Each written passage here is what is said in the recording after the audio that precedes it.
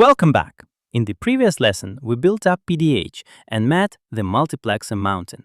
Extracting one channel required a full demux and remux pyramid.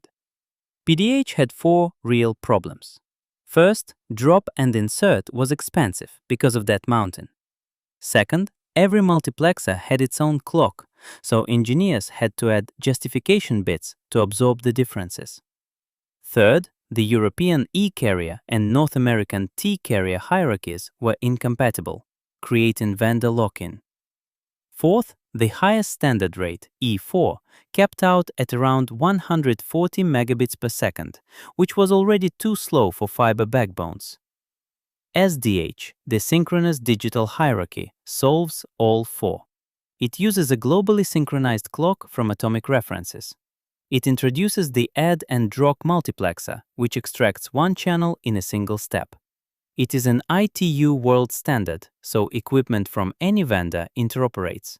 And it scales cleanly from 155 megabits all the way to tens of gigabits per second. The fundamental SDH frame is called the STM-1, Synchronous Transport Module Level 1. It is organized as a matrix. 9 rows by 270 bytes per row for a total of 2,430 bytes per frame. Like PDH, the frame is sent 8,000 times per second, matching the voice sampling rate. The first 9 columns of the frame are the section overhead, or SOH. Inside the SOH, rows 1 to 3 hold the regenerator section overhead, the RSOH, which is used by signal regenerators along the link. Row 4 holds the AU pointer, which tells the receiver where the user payload starts. Rows 5 to 9 hold the multiplex section overhead, the MSOH, used by Add and Drop Multiplexers. The remaining 261 columns are the Synchronous Payload Envelope, or SPE. This is where user data lives. One column inside the SPE is the Path Overhead, the POH, which travels with the payload from end to end. Now the bit rate. 2,430 bytes times 8 bits per byte times 8,000 frames per second gives us 155.52 megabits per second. This is the famous STM-1 rate. Now the magic. Remember the PDH multiplexer mountain? To extract one channel from an E3, you had to demultiplex everything down to E1. Grab the channel and rebuild the entire pyramid. SDH replaces that whole pyramid with a single device called the Add and Drop Multiplexer, or ADM. An ADM is a box that sits on the STM-1 stream. Traffic flows through it from one side to the other, untouched, at full line rate. When you want to extract a channel, the ADM reads the pointers in the overhead, pulls just that channel out the side, and lets the rest of the stream pass through. Adding a channel works the same way in reverse. No demux, no remux, no pyramid. It is a single step that takes microseconds instead of milliseconds.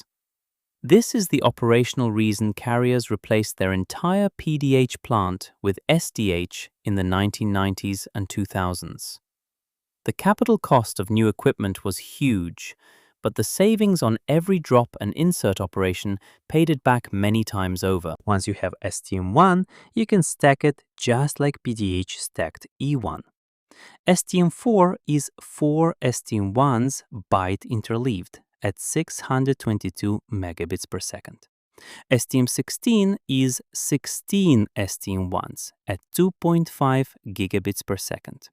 STM-64 reaches 10 gigabits and STM-256 almost 40 gigabits per second. North America uses an equivalent ladder called SONET. OC3 matches STM-1, OC12 matches STM-4, OC48 matches STM-16, and OC192 matches STM-64. Same rates, same frame structure. One important note for today. SDH and SONET were the dominant carrier transport from the 1990s into the 2010s, but they are no longer the leading edge. Modern long-haul backbones run over the Optical Transport Network, OTN, with 100, 200, and 400 gigabit coherent optics on DWDM, often layered with IP and MPLS directly. SDH still runs in legacy access and corporate circuits worldwide, but new builds are mostly packet optical. You learn SDH to understand the foundation, not because new networks use it. Let us walk through a classic example. How many ATM cells fit inside one STM-1 frame, and what is the efficiency?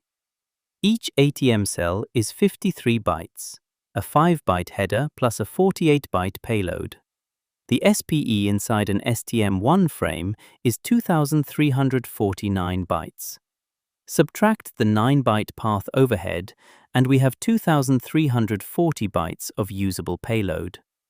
2,340 divided by 53 equals 44.15. So 44 complete ATM cells fit in one frame with a few leftover bytes. Each frame carries 44 cells times 48 user payload bytes, equal to 2,112 user bytes. Multiply by 8 bits and 8,000 frames per second, and the user data rate is 135.17 megabits per second. Compare to the line rate of 155.52 megabits, and the efficiency is 86.9%.